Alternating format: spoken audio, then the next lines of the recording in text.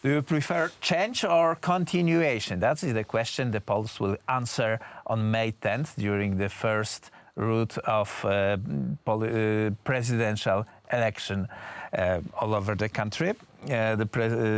Artur Wróblewski of Lazarski University will answer the question whether Poles will like to keep Andrzej Duda for 5 more years on the presidential chair, or they will try to get someone else on this post.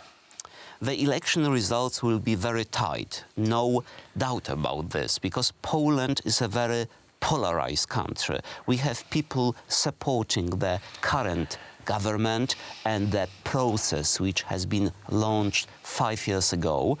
And the mandate was confirmed to continue the reforms in Poland during last elections in October of 2019. But we have also the other part of Poland, which is against the current government. And actually, it's not that they have a separate alternative vision of Polish development. It's rather to be against the current government and the current change. So in this sense, the upcoming election will be historical, as important or even more important than the election in June of 1989, because to some extent we will determine which direction we want to go for the next 3, 4, 5 years, because we still have 3.5 years of this current government to continue, and of course the term of President lasts for 5 years. So it will be crucial 5 years, for example, to allow time to finish, for example, this airport, which will allow us to become a hub in Europe, similar to the hub in Frankfurt or Heathrow in London. I believe it will be a civilizational step forward for Poland, because it will also attract some investments in Poland. It will position us in different way. In addition to this, we have great now economic cooperation with the United States. We can become a hub to import LNG from the United States and redistribute it around the area called Free Seas Initiative here in Central Europe. So it is very important what will be the outcome of the election in May. However, whether President Andrzej Duda will be re-elected, it's too early to say probably. I believe he will be, but probably during the second round of voting, and it will be really sometimes too close to call, as we say, to say right away after we close the election booths, to say who won.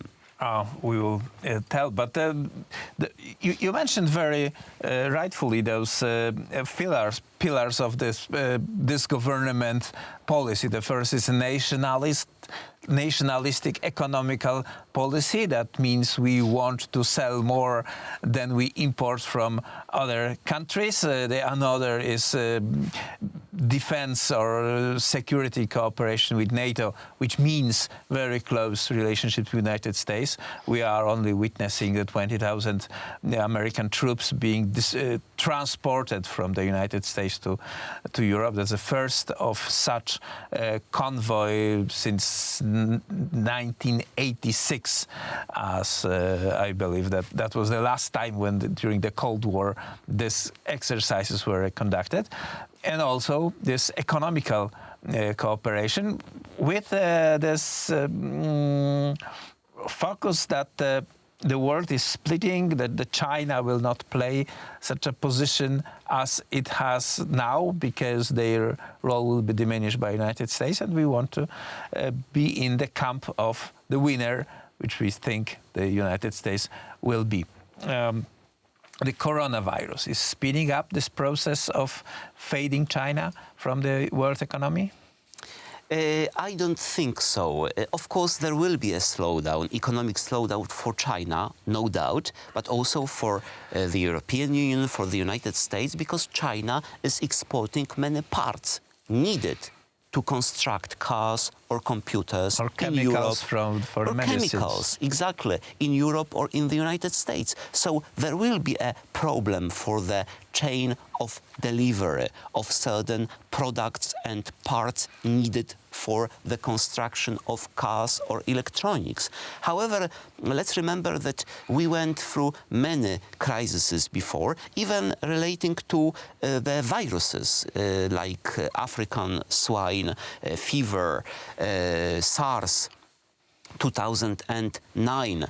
I don't want to mention 1347 when the Black Death came to Europe from China, actually. But it didn't came to Poland at that time. But it didn't come, but came to Paris, and from 100,000 people, I think the number of population was reduced to 50,000. There were around 500 million people in the world, and the population was decimated by 100 million.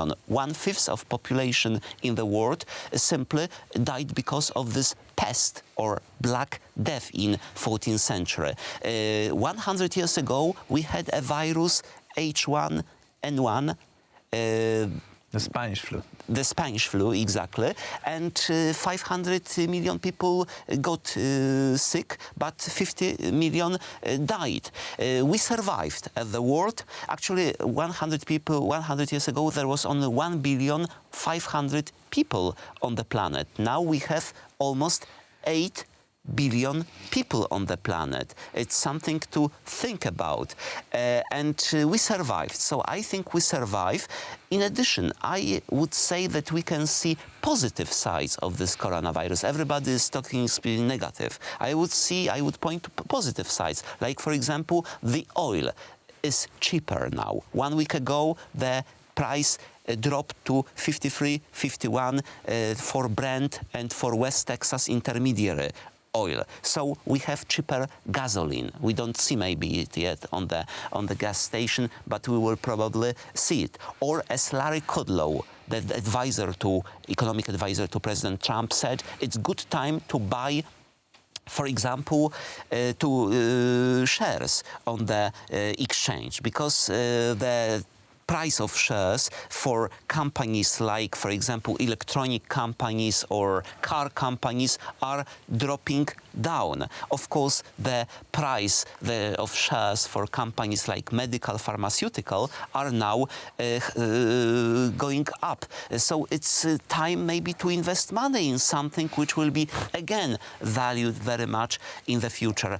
So I think there will be a slowdown, but it will be only a temporary slowdown, and we will recover. Rather weeks than months, but we are 10 weeks from the Polish election. In the times of uncertainty, especially that is external, people will rather want to increase that uncertainty and give the post to another guy, or keep the current guy who is doing his work? I think this disease, this pathogen, is good for President Andrzej Duda. Why? Because he can show that he's the leader, and he showed yesterday by organizing this special session of Polish Parliament, and we have already a special act, legislative act, which will be giving extra powers, prerogatives to, for example, people in the government to fight against this disease. So he's showing himself as the leader. He's in charge.